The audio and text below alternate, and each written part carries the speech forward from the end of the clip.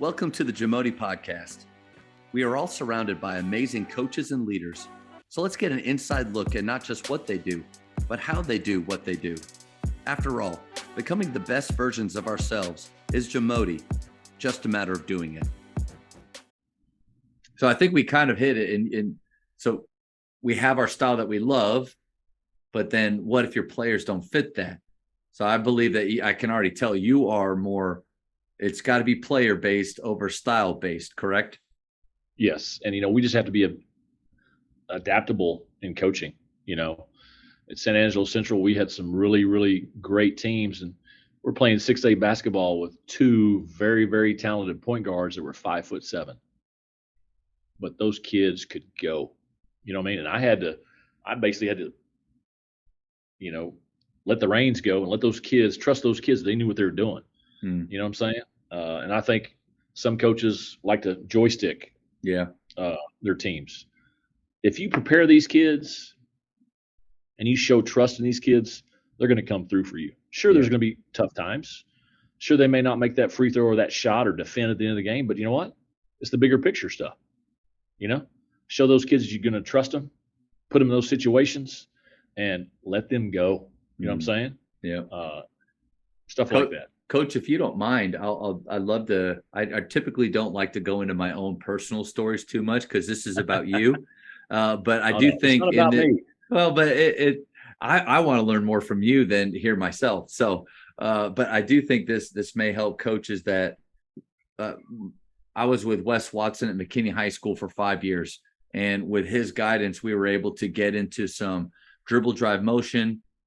Heavy skill work, shooting a lot of threes, and he pressed on the defensive side.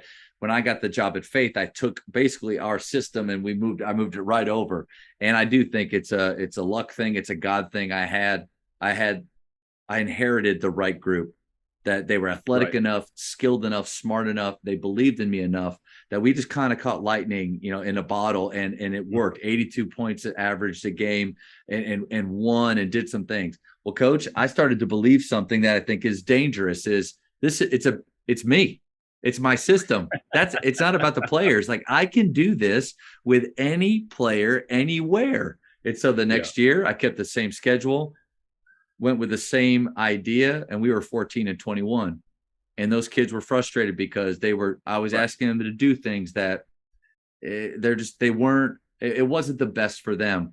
And I had to take multiple seasons like that. And I apologize to those players whenever I see them that they had to pay for my mistakes back then. And then you get to the point where, okay, this is who I have. I do like these concepts, but how can I help them to form to what these players do really well? So hopefully coaches learn from my mistakes rather than having to go through it themselves.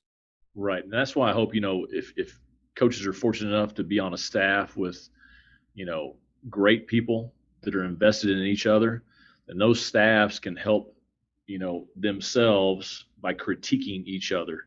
You don't want an assistant coach that says, yeah, coach, that's awesome. Yeah, coach, that's good. Yeah, coach, let's do whatever. Yeah, coach.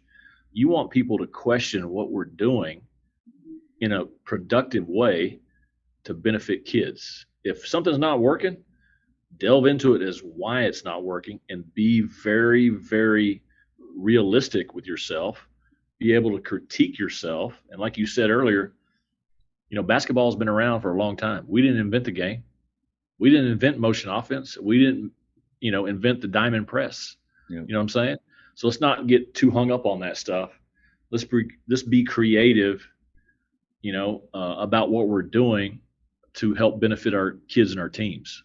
Yeah, we got to be careful that pride doesn't take over, that we start to think that, it's, I was down at the state tournament with Tom Inman years ago, and it was only a few years after they'd won at Plano, and I said, Coach, how'd you do it, man? How'd you win state? Like, in my mind, that was just such an incredible feat that I just don't know. I don't see how it could happen. He said, Matt, listen, we're jockeys.